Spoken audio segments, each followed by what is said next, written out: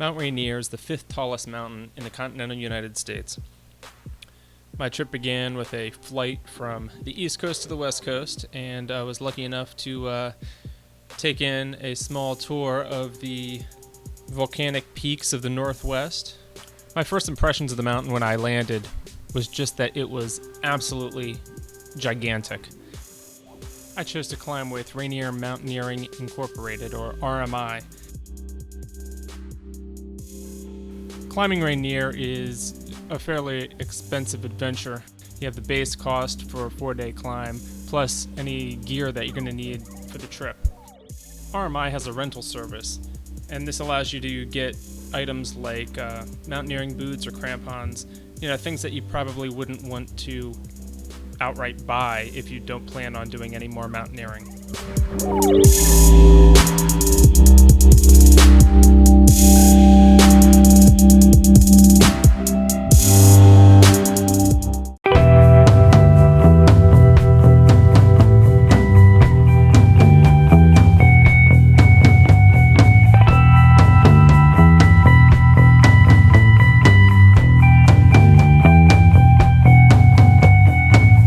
Mountaineering day school was amazing. Just taking in that view was incredible. The Touche Range across the valley.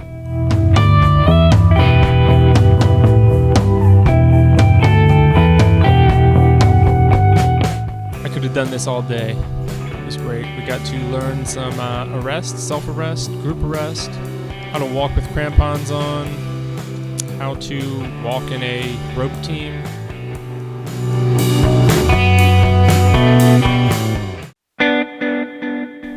Alright, day 3, time to start the climb.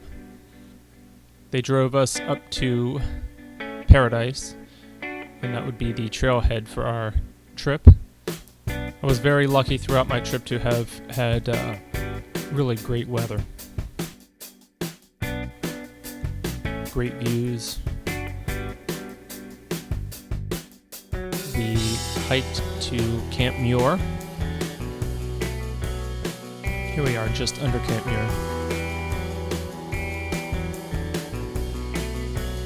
Here we are at Camp Muir. See some of the structures up there.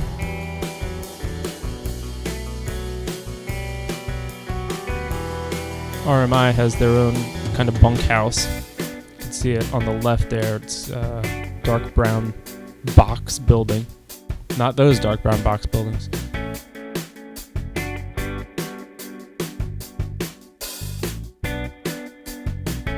An hour or so after we got there, the guides kind of gave us another orientation and told us what to expect over the next day and a half.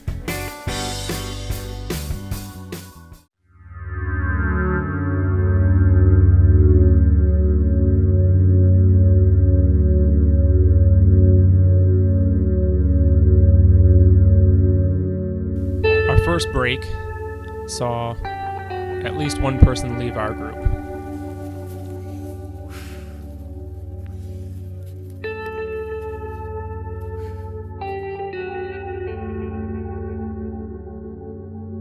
Our second break saw at least another person leave from a group that we were traveling with.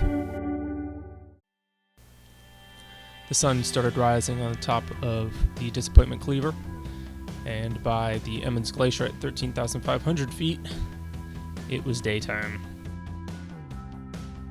Once in the crater rim, a lot of people decided that they were going to rest while the guides gave us an opportunity to complete our climb to Columbia Crest, the true summit of Mount Rainier at 14,410 feet. Traveled a long way to do this, and I trained for about 6 months to prepare myself for this climb, so I wanted to make sure that not only did I finish it, but that fitness wasn't going to be an issue for me. With that being said, it was still tough. It was still a tough climb. And from the top, we loaded up and we were going to travel all the way back to Paradise. Most of what we saw on the way down, we didn't see on the way up because it was dark. At one point, I remember standing and thinking, what an amazing place I was in. Most human beings don't get an opportunity to stand on a small snow bridge on a huge mountain. Just amazing. I consider myself very lucky to have had this opportunity. Down climbing Disappointment Cleaver. This is probably the most difficult and dangerous portion of the climb. You have to really be conscious not to kick any rocks down on climbers who are below you. A bunch of switchbacks here, so there are always people below you.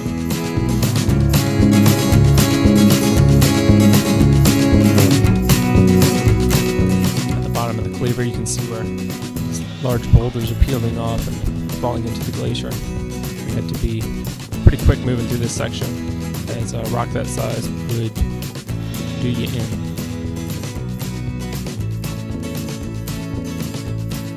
Another thing about being on a rope with other people is that when you come to obstacles like this small man-made ladder bridge, you don't have any time to think about what you're going to do. You just have to look at it, decide where your feet are going to go, and then move. Otherwise, you're going to get pulled off to the side, and that could be tragic. Looking back up at Disappointment Cleaver. Little Tahoma there. Some people getting ready for the night. Gaping crevasses. Ingraham Glacier. Now we're moving from Ingraham down to the Cowlitz. And right before we passed through here, we heard that there was a large rockfall there.